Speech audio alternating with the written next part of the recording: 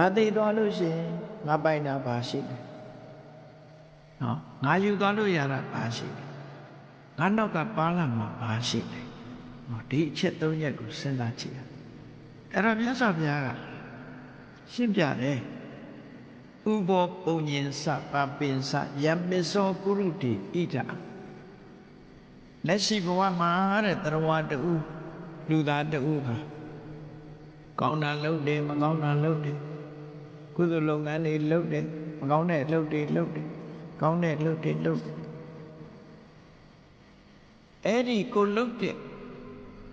လုပ်ရက်တည်ပဲတန်ဟိတတတကံဟောတိကိုလုပ်ခဲ့တဲ့အလုပ်တည်ပဲလေဘာကြောင့်စဉ်းစားကြည့်ကိုလုပ်တာကုသိုလ်လုပ်မယ်အကုသိုလ်လုပ်မယ်ကိုယ့်ရင်ထဲမှာဖြစ်သွားပြီစိတ်ကောင်းနှလုံးကောင်းထားရင်စိတ်ကောင်းနှလုံးကကိုယ့်ရင်ထဲမှာဖြစ်တယ်ညစ်ပတ်တဲ့စိတ်ဓာတ်တွေမွေးရင်ညစ်ပတ်တဲ့စိတ်ကကိုယ့်ရင်ထဲမှာရှိတယ်မကောင်းတာပြောတယ်မကောင်းတာလုပ်တယ်ကောင်းတာပြောတယ်ကောင်းတာလုပ်တယ်ဟောကောင်းတဲ့အလုပ်မကောင်းတဲ့အလုပ်ခုနကိုယ့်ရင်ထဲမှာဖြစ်ခဲ့တဲ့အလုပ်ဒီဘဝမှာမသိခင်လူတွေဟာနေ့စဉ်နဲ့အများလုပ်တယ်စိတ်နဲ့ကြံတွေးတယ်နှုတ်နဲ့ပြောဆိုတယ်ကိုယ်ဒီလက်အောင်လုပ်တယ်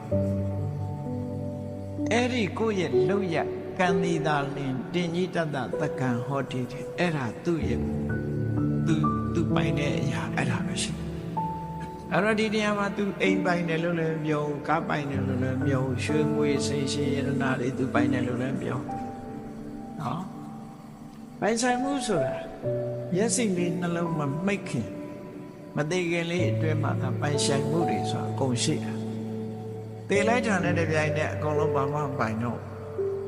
အဲ့ဒီအချိန်မှာ तू ပိုင်တာလို့ဆိုလို့ရှိရင်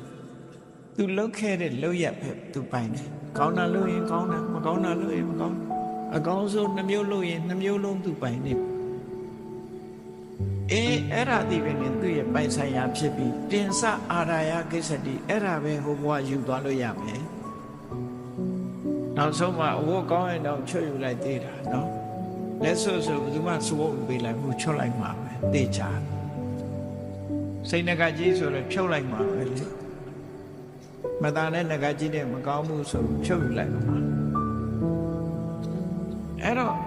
သူပိုင်ဆိုင်မှုတွေအကုန်လုံးယူလိုက်ကြ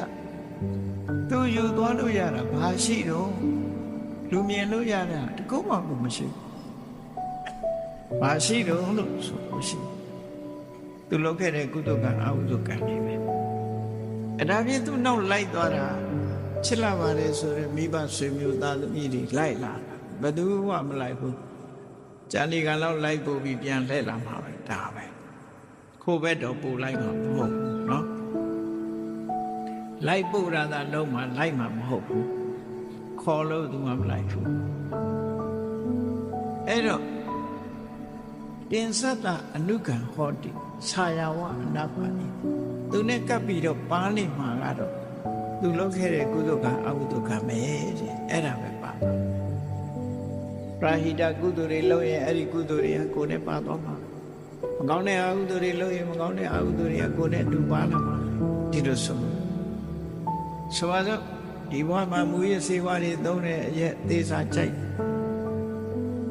အဲ့ဒီမှာကောင်းမှုအကုသိုလ်လုပ်ရသည်တည်တဲ့အခါသူနဲ့အတူပါသွားတယ်ဒါကိုသူယူသွားရတယ်ယူသွားပြီးတော့အပင်ငရဲရောက်သွားတယ်အပင်ငရဲကလွတ်ပြီးဒုပြေရောက်လာတဲ့အခါသူဘာဖြစ်တော့အယူအနံဖြစ်တယ်။အမှန်အကျိုးလေးနဲ့ပြောမယ်ဆိုအယူအနံကြက်မပြည့်တဲ့လူလားဖြစ်လာအဲ့ဒါရစက်ပဲဆိုးတဲ့ရစက်တွေရရှိလာဒီလိုဆိုလို့လည်းပေါ့နော်တင်စတ္တအနုကံဟောတိဆာယဝနာပါယိတိကိုလို့တဲ့ကံသေးတာနဲ့အရေးပမာကိုနဲ့မခွဲမခွာပါလာမှာဖြစ်တယ်ဆိုတာကိုအမြဲတမ်းနှလုံးသွင်းဆင်ခြင်ဖို့ပဲမြတ်စွာဘုရားကိုယ်တိုင်ကလည်းသဗ္ဗေတတ္တာကမ္မတကသရဝမှန်တယ်မြကိုယ်ပိုင်ဥစ္စာဆိုတာကံတာပဲကျန်တာပိုင်ဆိုင်မှုတွေတခဏပဲ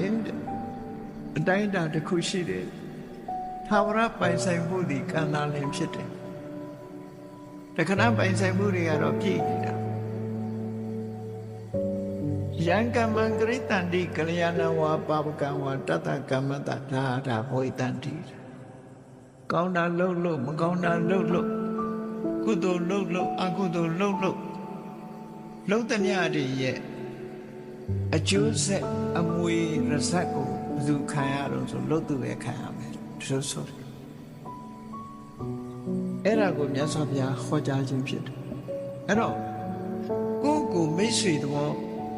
ကိုယ့်ရဲ့မိတ်ဆွေဖြစ်တယ်ဆိုရင်လူဘဝမှာအပြစ်ကင်းအောင်နေပါအပြစ်ကင်းအောင်တွေးပါနော်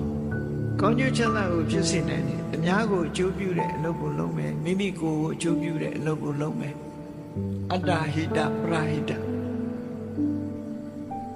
ကိုယ်ကိုလည်းအကျိုးမပြုဘူးသူတော်ဘာကိုလည်းအကျိုးမပြုဘူးဆိုတဲ့အကုသိုလ်လုပ်တွေကရှောင်မယ်ဒီလိုဆိုလို့နော်ပြောတဲ့အခါမှာလည်းသူများကိုလည်းအကျိုးပြုတယ်ကိုယ်လည်းအကျိုးပြုတဲ့စကားမျိုးပြောမယ်လှုပ်လို့ရှိရင်လည်းကိုယ်လည်းအကျိုးပြုသူတော်ဘာကိုလည်းအကျိုးပြုတဲ့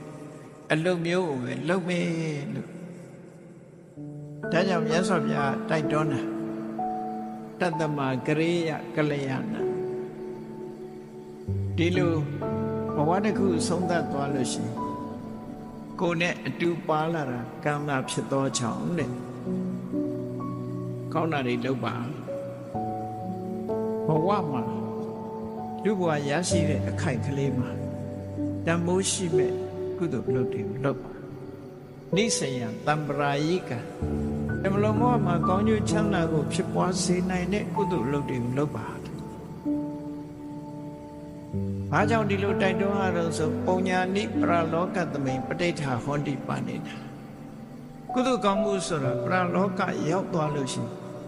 ပြုလို့သူတရားတွေအတွက်အားကိုးစရာဖြစ်ပါလိမ့်မယ်အဲ့ဒီအချိန်မှာအမေလည်းအားကိုးရမှာမဟုတ်ဘူးအဖေလည်းအားကိုးရမှာမဟုတ်ဘူးမိသားစုလည်းအားကိုးရမှာမဟုတ်ဘူးကိုလုပ်တဲ့ကံတရားတွေဒါလည်းကိုယ့်ရဲ့အားကိုးအားထားရဖြစ်တယ်လို့ဆိုတာဘုရားမြတ်စွာအတိလေးဟောကြားထားတာဒါဘုရားတာဝကအဖြစ်ခံယူကြတဲ့ဘုရားမသာဝင်သူတော်စင်တို့ဖို့မြတ်စွာဘုရားရဲ့ဆုံးမစကားပဲဖြစ်တယ်ဟောအဲ့ဒီဆုံးမစကားကိုမိမိတို့ကိုယ်တိုင်လိုက်နာကြတာဖြစ်တယ်အဲ့ဒီလိုက်နာမှအကျိုးဆိုတာပေါ်တာဖြစ်တယ်ယောဂဝေဒနာဖြစ်နေတဲ့ပုဂ္ဂိုလ်သည်စေပက်ဆိုင်ရာတကြွနားလေတဲ့သမားတော်စီသွားရင်သမားတော်ကတဲ့တဲ့အစာမတဲ့တဲ့အစာရှောင်ရမှနဲ့ဆောင်းရမှကိုပြောမယ်တောက်ရမယ်ဆေးကိုပေးမယ်ဆေးမှန်မှန်တောက်ပြီးရှောင်ရမှတွေကိုရှောင်မယ်ဆောင်းရမှဆောင်းမယ်ဆိုရင်ဒီလူနာဟာယောဂပြောင်းမှာပဲထို့တူပဲမြတ်စွာဘုရားရဲ့တပည့်တော်ကအဖြစ်ခံယူကြတဲ့ဘုရားဗဒဝင်သူတော်စင်တွေမြတ်စွာဘုရားကဒါမကောင်းဘူးမလုံးနဲ့ရှောင်အကုသိုလ်မှန်သမျှရှောင်ရမယ်ကုသိုလ်မှန်သမျှပြည့်စုံအောင်လုပ်ရမယ်လို့ကိုယ်စိတ်လေးကိုဖြူစင်အောင်ထားရမယ်လို့ဒီလိုဆုံးမဩဝါဒပေးတာမိမိကိုယ်တိုင်ကအကုသိုလ်ကိုရှောင်ကျင်ခြင်းကုသိုလ်မှန်သမျှကိုယ်တဏ္ဍာမှာပြည့်စုံအောင်ကြိုးစားအထောက်ခြင်းနဲ့စိတ်ဖြူစင်အောင်ထားခြင်းလို့ဆိုတဲ့အလုပ်တွေကိုကိုယ်တိုင်